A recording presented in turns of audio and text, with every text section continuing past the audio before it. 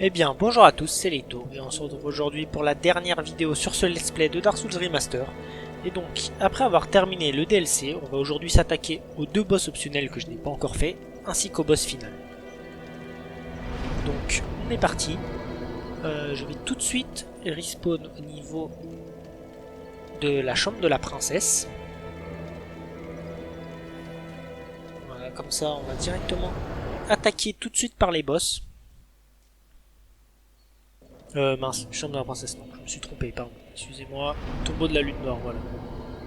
Et donc oui, les deux boss optionnels qui nous manquent, ce sont Gwendoline, donc le fils de Gwen, ainsi que Priscilla dans le monde peint d'Ariamis.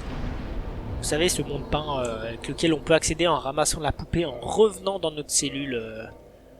Voilà, c'est le seul moyen de pouvoir accéder à ce monde.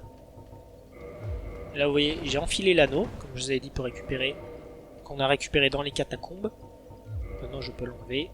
Et tout au bout se trouve l'arène de Gwendoline. Donc elle va nous dire enfin il va nous dire de ne pas rentrer, mais non on va quand même y aller. On s'en fiche. Non, ça c'est un peu un boss puzzle aussi. Il va nous tirer des couteaux, enfin des kunai. De la magie, il va falloir se cacher derrière des poteaux, et il va falloir avancer comme ça, il va se téléporter. Alors vous pouvez vous agenouiller pour prêter serment. Mais je m'en fiche, on y va. Je mets pas puissance intérieure parce que vous allez voir qu'on va passer plus de temps à se cacher qu'à lui porter des coups. Donc ça sert à rien de le mettre, vous allez le consommer inutilement.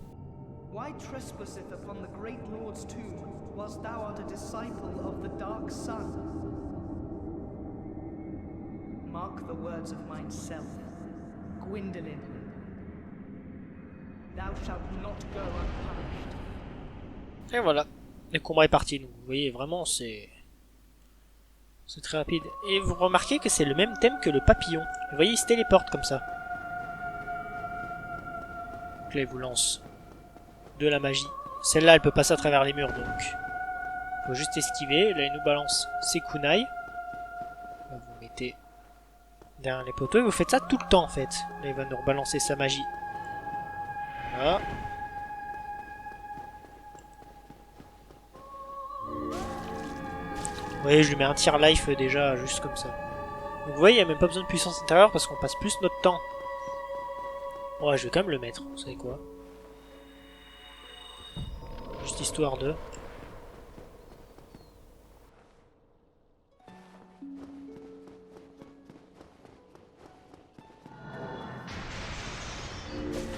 Vous voyez, il manque rien du tout là. On va le tuer. Donc vous voyez, c'est vraiment un boss pas très dur. Hein.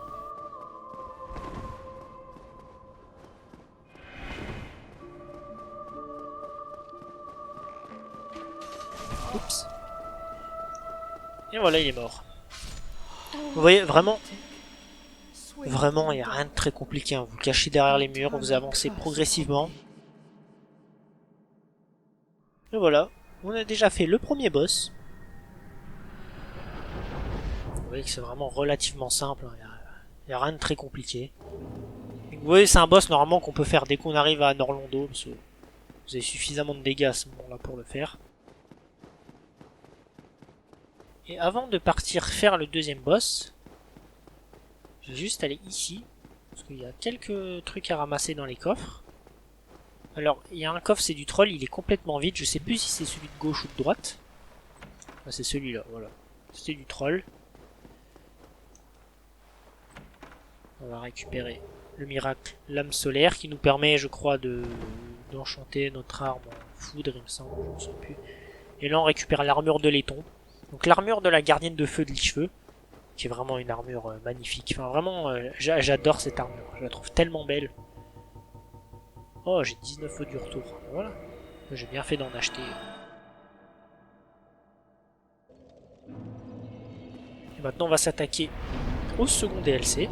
Au second boss, pardon. Pour ça, il faut juste remonter, descendre le grand escalier.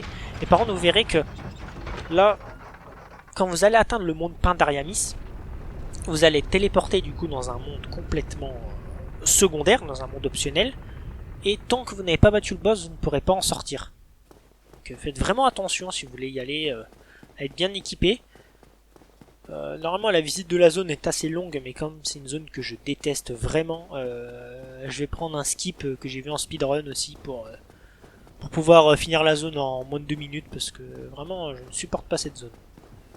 Elle est belle, hein, mais je sais pas, j'aime pas, je suis pas fan de la zone vraiment. Donc vous voyez, on arrive ici juste en dessous de là où on était à Norlondo, où on marchait sur les poutres, vous voyez. Donc là on a tous les gardes de peinture qui nous attendent. Ils font encore mal à ce niveau là. Et vous voyez avec le lustre qu'on a fait tomber, il est là. On va juste faire ça. Vous voyez, hein, c'est vraiment pas compliqué à tuer. Faut juste faire gaffe parce que voilà, si une bombarde de couteau, ça peut être vite. Là, je vais ramasser de la magie. Veillez à bien tous les tuer, hein, comme ça, pour pas être embêté. Oula, lui il était complètement bugué. Alors faites gaffe quand même parce que là ils arrivent à 3-4.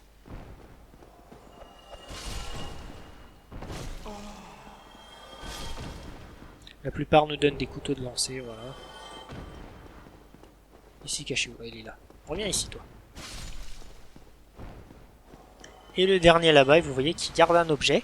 Et en fait, cet objet, dont quand je vous avais parlé sur la vidéo d'Anorlondo, c'est l'armure de Tarkus. En fait, ce mob a caché l'armure de Tarkus dans un coin. Enfin, il l'a mis ici. Vous voyez, on récupère tout son set d'armure, ainsi que son épée et son bouclier. Donc, malheureusement, Tarkus, comme je vous ai dit, c'est la légende de Tarkus. Il a passé la forteresse de fer et malheureusement, il est tombé de ses poutres pour mourir ici. Et donc voilà, on arrive sur cet immense tableau. Et on va se faire transporter à l'intérieur une fois qu'on va le toucher. Un peu comme dans Dark Souls 3 pour rentrer dans le DLC, vous voyez. Pareil, on touche le tableau et tout de suite on se fait transporter. Ben, là c'est pareil. Et c'est une zone qui est belle, hein, vraiment. C'est une très belle zone qui, pour la petite anecdote, à la base devait être le tout premier niveau du jeu. Mais je sais pas, ils ont décidé de le faire en DLC. Et vous voyez que, bizarrement, ce monde nous fait beaucoup penser au monde peint d'Ariandel dans Dark Souls 3. C'est parfaitement normal, c'est la même zone, mais quelques siècles avant, je suppose.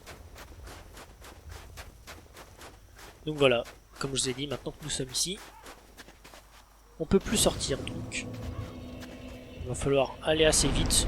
Vous verrez que là, je vais vraiment tout skip, parce que vraiment, j'aime pas du tout cette zone. Mais, enfin vraiment, même les mobs, je m'embête même pas à les tuer, je vais directement skipper tout ça pour aller au boss. Alors eux, faites gaffe si vous voulez les tuer, parce que en fait, au moment où vous les tuez, ils vous lâchent du poison qui vous rend toxique, je crois. C'est vraiment très chiant, donc. Eux, quand vous les tuez, vous faites toujours une petite roulade arrière. Comme ça, vous êtes bien tranquille.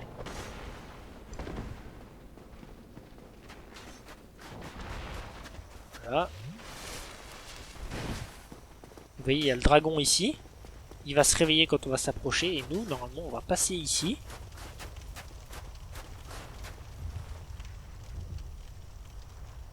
Et nous, l'objectif, vous voyez, c'est de sauter en contrebas. Et normalement, ça devrait marcher. Voilà. Hop. Et voilà, je suis passé. Parce que vous voyez, normalement, d'ouvrir cette porte. Donc là, le skip est rentré. Je suis content parce que des fois, il rentre pas tout le temps. On laisse le dragon s'énerver parce que tout qui tremble. Je crois qu'il y a des ennemis qui arrivent de derrière carrément. C'est pas ici encore. Bon, normalement 15 fioles, enfin même une dizaine de fioles, normalement c'est largement suffisant. Ne vous inquiétez pas du tout.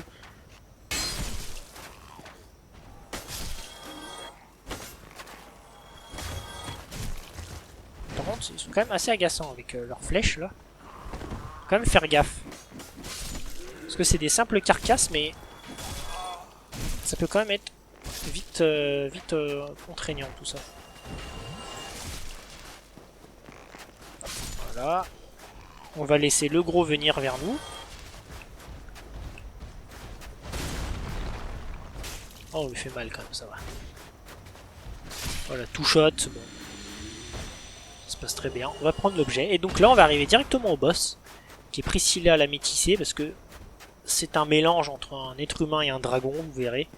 Alors il y a des rumeurs qui disent que c'est la fille de Sis l'écorché avec Guenhwyvar, mais bon, j'ai quand même des doutes. Et vous verrez qu'en lui parlant, en fait, on peut ne pas la tuer du tout. Elle va nous dire vous n'êtes pas le bienvenu ici, partez s'il vous plaît, vous pouvez partir sans la combattre. Sauf que nous, comme on fait une run all boss, on va aller la tuer. Bon, c'est malheureux, hein, parce que c'est vrai qu'on lui a rien fait. Enfin, je veux dire qu'elle nous a rien fait plutôt.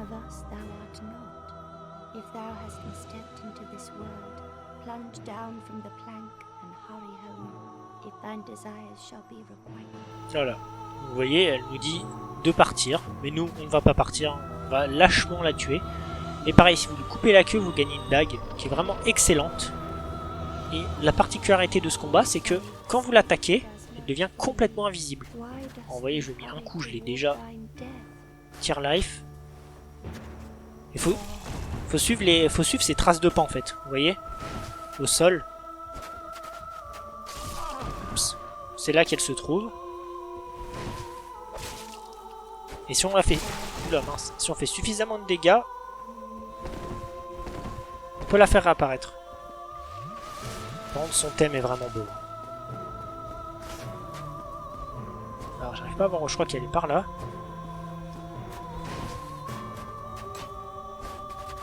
Ah, des fois on tape beaucoup dans le vide. J'arrive pas à voir où elle est là, c'est bizarre. Ah voilà, elle est ici. Oups. Et voilà, elle est morte. Donc vous voyez, il n'y a vraiment rien de très compliqué à ce combat.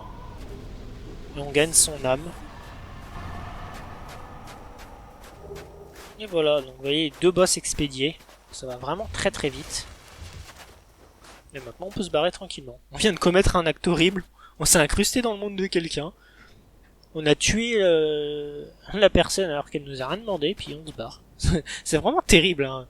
Je me rends compte cette fin de jeu. Puis c'est pas fini parce que la gardienne de feu d'Anor Londo, maintenant qu'on a tué Gwendoline, elle va être hostile envers nous, donc on va devoir la tuer aussi. Vu que tous les gardes de la peinture sont revenus. Alors je vais prendre un os du retour. Et ouais, parce que du coup elle va être hostile avec nous et on va nous aussi la tuer, vous voyez. Et donc bien évidemment la tuer fera éteindre le feu. Oula. J'ai oublié qu'elle faisait aussi mal. Ah oui. Oh, elle enchante son arme. Première fois que je vois ça. Bon, tout shot, hein. En même temps, normalement, on est censé la tuer bien plus tôt, donc... Et voilà. Et on ramasse son âme de gardienne de feu, donc la 5e du jeu. Que je vais aller dépenser tout de suite. À l'Iche-Feu. Mais avant ça... Je vais quand même utiliser un os du retour, parce que vous voyez, maintenant, on peut plus utiliser ce feu. Il va falloir se TP. Ah, j'espère que ça va pas me TP à ce feu. Bah si, bon, bah, c'est pas grave. Quel feu je vais prendre Je vais aller au feu des archives du duc. Premier feu pour ce TP. Vous voyez, c'est un peu contraignant par contre ici de la tuer parce que les autres feux sont assez loin. C'est un peu chiant. Mais bon, maintenant que normalement les taureaux, vu que j'ai tué les deux, normalement ils ne réapparaissent plus. Donc ça va très vite de tout traverser. Et donc voilà, il ne reste plus que Gwen et on aura fait tous les boss du jeu. Donc vraiment ça fait un petit peu chaud au cœur de finir tout ce let's play avec vous. Ça aurait été assez rapide finalement, il m'aura fallu une douzaine de vidéos je crois. Et je trouve que ce format finalement c'était pas si mal de faire une vidéo d'environ 1 heure à peu près avec le boss final de la zone plutôt que la visite de la zone et ensuite le boss. Parce que vous voyez il y a des vidéos qui auraient été super courtes, enfin je veux dire si je fais juste Priscilla en boss, bon... La vidéo dure 30 secondes. Je vois pas trop l'intérêt. Voilà, autant faire une visite de zone. Et donc, voilà, on va se retrouver à l'Iche-Feu. Est-ce que j'ai remis mon anneau? Ouais, c'est bon. Et donc, pour ce boss final, donc Gwen, vous allez voir que Gwen, c'est pas le boss le plus difficile, hein, en termes de pattern, tout ça. Beaucoup de gens ont été déçus, mais moi je trouve que justement c'est très bien parce qu'en fait, avec ce boss, on nous montre que Gwen est quand même un vieux monsieur qui consume son âme au feu depuis maintenant des dizaines d'années, je suppose. Et on se rend compte à quel point maintenant il est devenu faible. Alors il est très classe, hein, la musique et que les notes de piano, elle est vraiment sublime, son épée en feu pareil.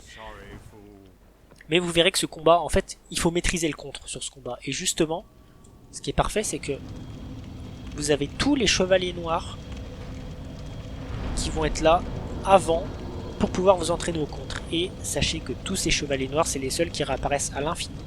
Et vous verrez qu'il y a les 4 types. Il y a les 2 à l'épée, il y a celui à la hache et il y a celui à l'hallebarde.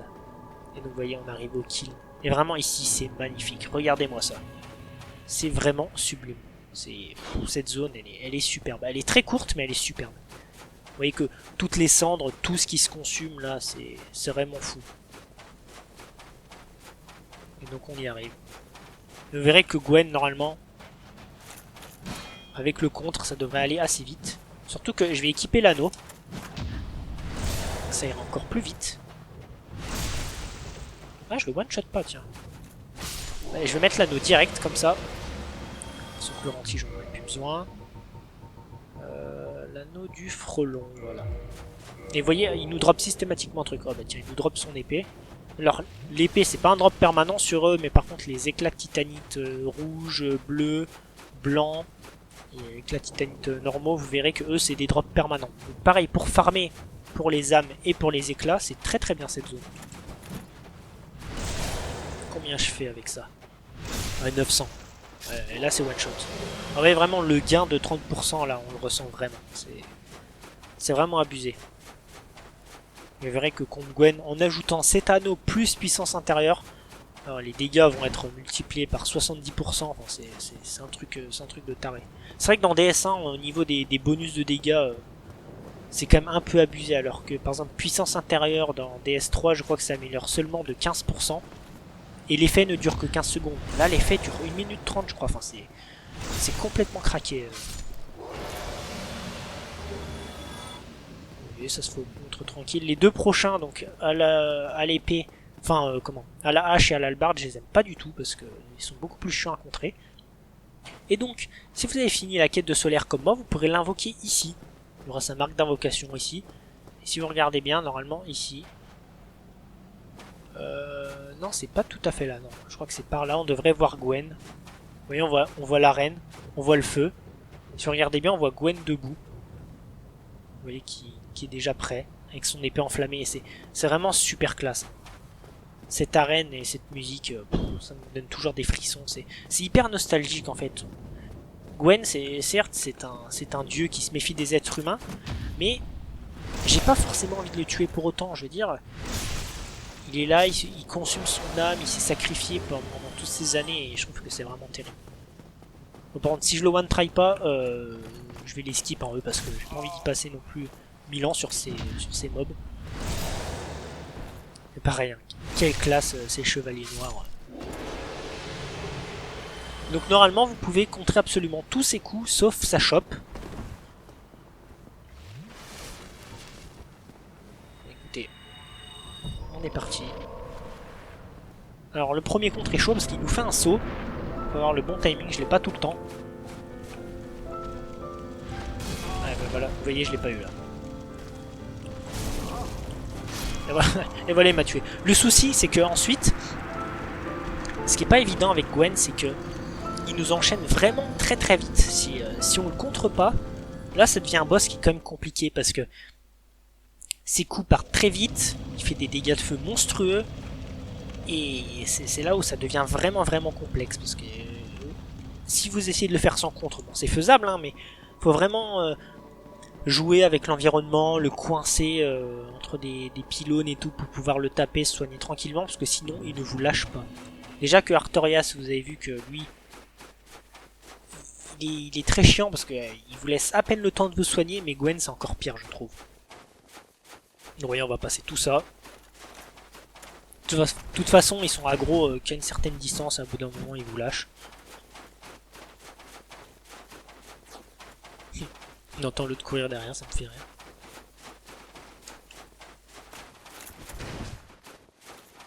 Vous voyez, pareil, Gwen, ça va, le feu de camp du Calice Royal n'est pas très loin, mais pareil, traverser toute la zone comme ça, quand ça fait 10 fois que vous le faites, ça peut vite être agaçant.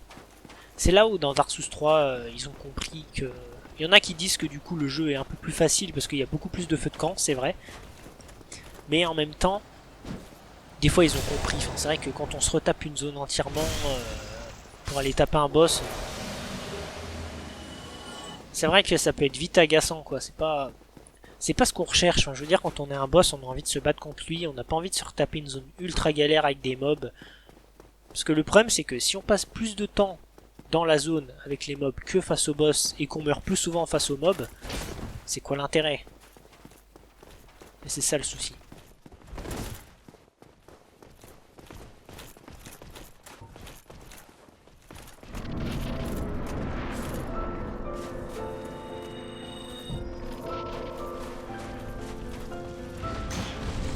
Encore raté. Même que tout à l'heure.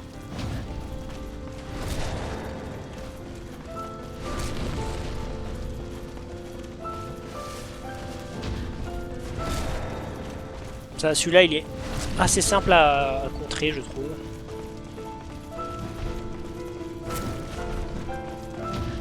Vous voyez, encore une fois, je suis passé au travers des coups, c'est bizarre.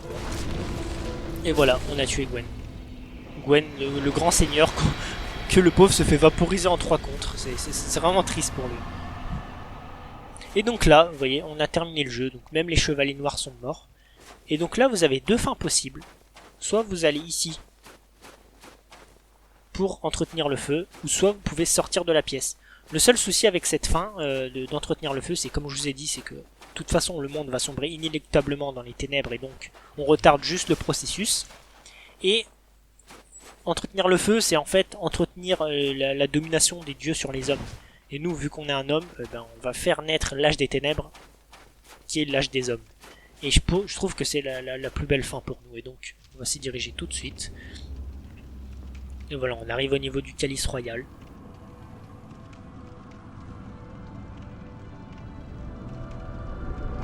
Et là, tous les serpents primordiaux nous attendent. Y compris Frampt, je suppose, hein, qui doit être là. Il doit y avoir Cass aussi. Ouais, voilà.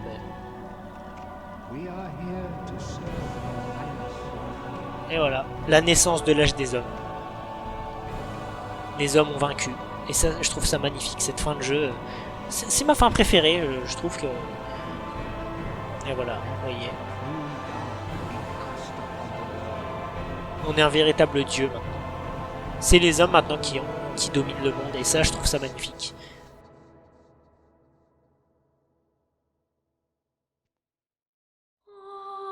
Et voilà, on a terminé ce let's play sur Dark Souls. Alors, vraiment, ça me fait chaud au cœur, ça me fait toujours bizarre de terminer ce jeu, parce que voilà, Dark Souls, c'est vraiment des jeux qui me tiennent à cœur, c'est mes jeux préférés, et les finir, même si je connais très bien les jeux, que j'ai plus de 200 heures dessus, c'est toujours des jeux qui pour moi sont forts en émotion, et les boss, les musiques sont tellement charismatiques.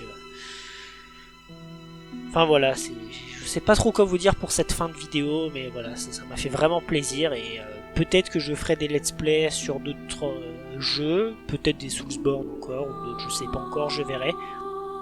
Mais en tout cas, moi ça m'a fait très plaisir, et je vous souhaite un bon visionnage, et je vous dis à la prochaine. Au revoir.